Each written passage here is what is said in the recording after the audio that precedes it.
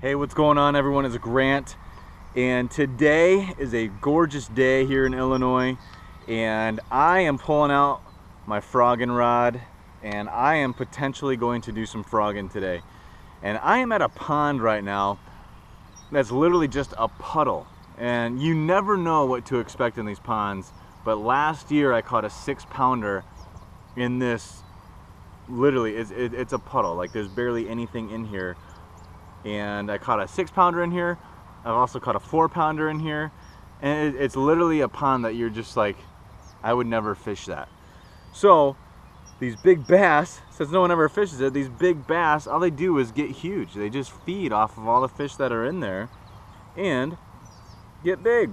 So I'm gonna try some frogging, I'm gonna try some swim baiting, and I'm gonna see if I can get that 6-pounder to bite. Because I know it's in here. I've caught it before. And I don't know if there's anything bigger in here. It'd be really cool if there was, but we'll see. There's a couple ponds that are right next to each other, and I cannot get this. There we go. And you just never know. So try these ponds out. You know, when it comes to frogging, I used to think that it was just morning and evening to get that frog bite. And I tell you what, after frogging a lot last year, it's really throughout the day. There was one pond last year that I fished, and I caught, this was about 2 o'clock in the afternoon. I went out, it was covered with moss, and I caught between 20 and 30 fish. Really nice fish too. I lost a really big one about 10 feet from shore. But I used to be very skeptical of that using top water during the day. So my mind has changed on that, and I will definitely throw frogs throughout the day and not just in the morning and evening. And I'm going to try and catch a frog fish here today because I really haven't done any frog fishing at all this year. So I'm going to try and get some big ones today, get some good footage. Have a good week. Let's make it happen. Boom!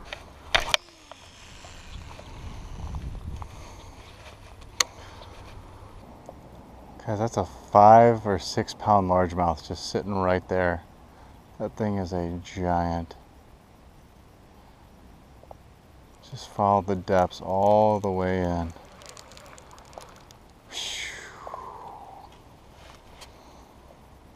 That's a big, big, big fish. Followed the Savage Gear in. I changed that because it didn't commit. And I tried the depths. He came out. It's a big fish. I'm gonna try and catch it.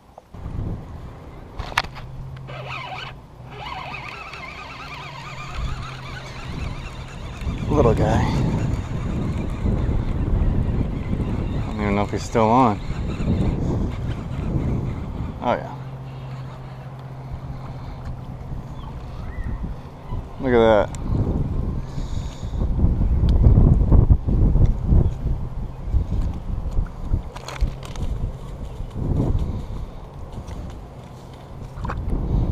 There he goes. Talk about a nice release. Sweet.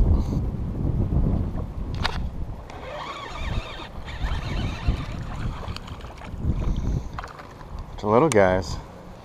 I know there's big ones in here, but there's also a lot of small ones. All right.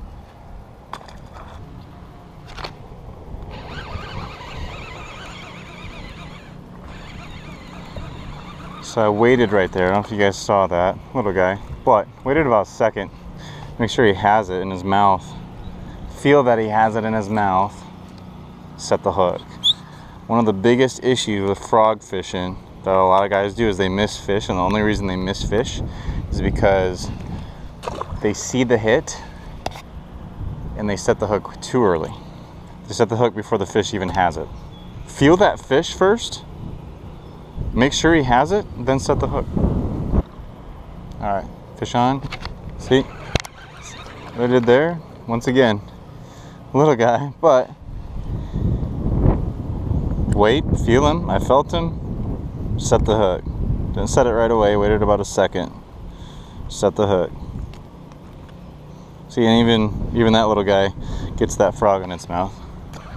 So all these little pockets of grass right out here. You never know what's hiding in them, so just make a couple casts towards them. All right, so this pond has a lot of weeds in it, and actually it looks like a lot of the weeds were killed off. So normally I wouldn't just frog open water. I'd rather use a lure with a better hookup ratio. But since there's so many weeds out here, the braid's gonna bring them through the weeds like once they dive. The weeds come up to about a foot below surface, and you can actually see some of the weeds out in the middle there. There's a reason why I'm frogging and using braid, because I want to be able to bring those fish out of the weeds.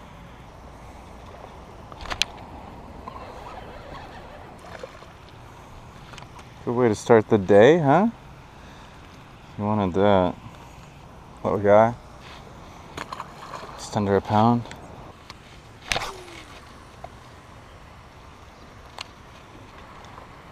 Feel the fish, set the hook. Just like that. So if you wait just that split second, he's gonna have it in his mouth. See? Just a second, just wait a second. Feel the fish, set the hook. A lot of us get so anxious because we see the fish blow up on it right away. A lot of times they don't even have it. So we'll set the hook without them having it. Then you don't give yourself a chance for them to come back and take it. Take your time, set the hook. Feel the fish, set the hook. All right. Actually, an example of when you do set the hook with braid, there's gonna be a kink in your line right where you set the hook. So when you cast the very next cast, don't try and whip it out there. Just give it a nice gentle cast and let it out there smoothly. Nice and easy. I like to whip it out there. That's when your line breaks.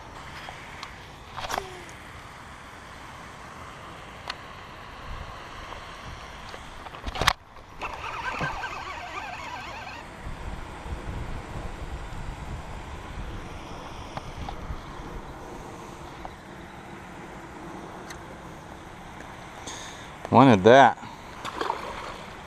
That was cool. Smoked it.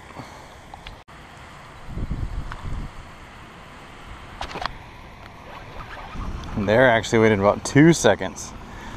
Make sure he had it. Look at that. Oh, missed him.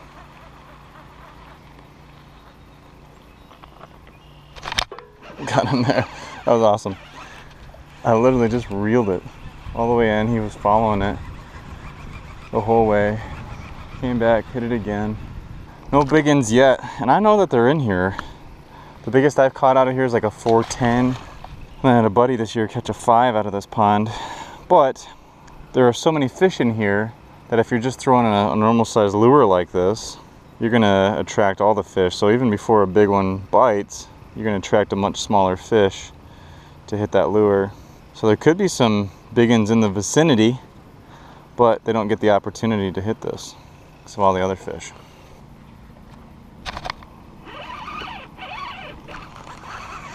Whew.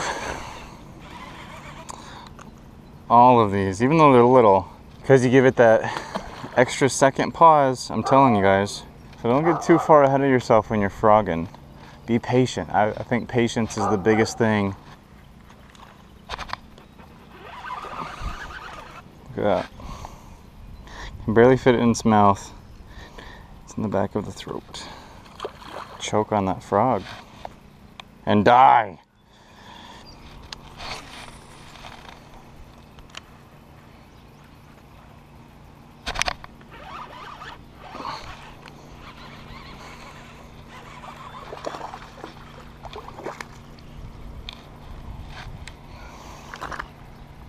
Hoi. Man. Lots of fish. No big fish though.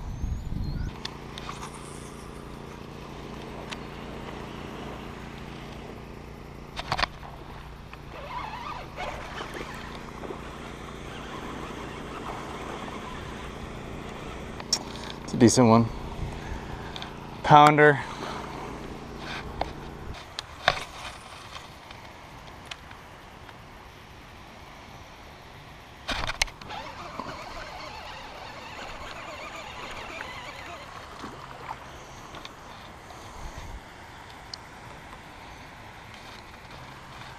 Yep.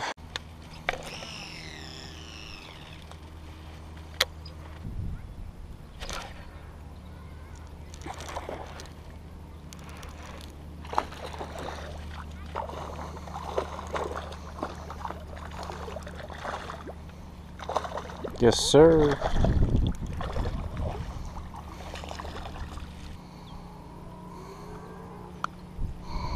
Boom.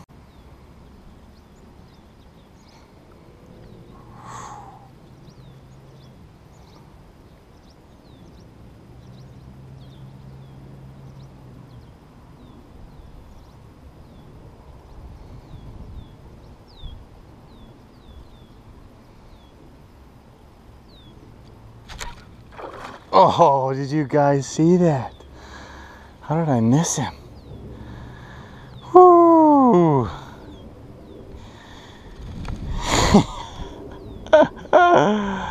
Oh, wow. So he came up, followed all the way in, and I literally just jigged it there, right in front of his face. And then he took it. He took the bait. And I didn't get him. Man.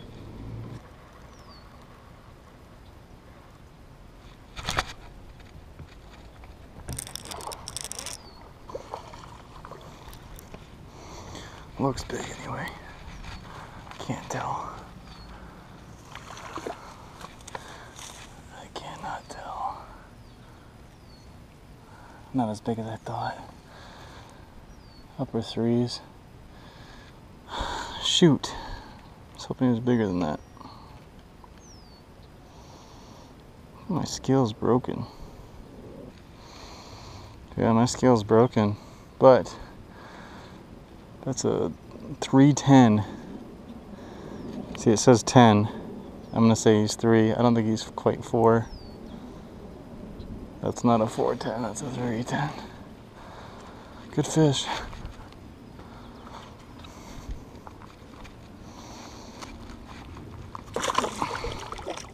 Well, not a bad week. Didn't get that 5-pounder we were looking for, but that's okay. There's always next week. So until then, hey, I hope you guys are doing awesome. I hope you're catching some big bass.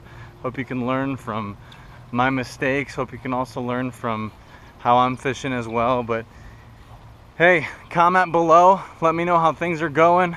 We'll talk soon. Peace.